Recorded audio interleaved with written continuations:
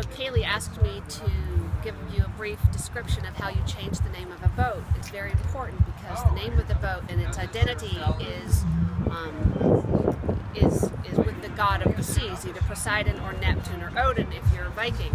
I'm a Viking, so it's Odin. So the first thing you have to do is purge the identity.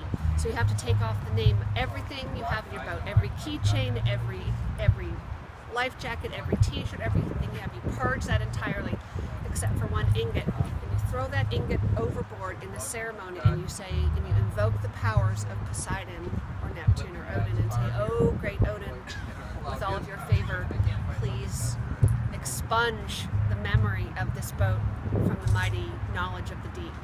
And then you pour champagne, good champagne, to appease the gods. You pour half the bottle overboard. Then you have to ask permission to have the new name.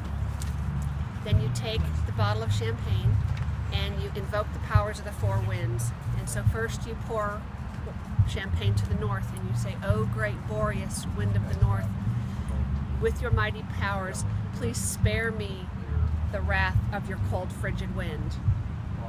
Then you turn to the east and you say, "Oh great Eurus, wind of the east, please spare me the power of your mighty breath." And you turn to the south and you pour champagne to the south and you say, "Oh great Notus, God from the south, please spare me the wrath of your scourging breath."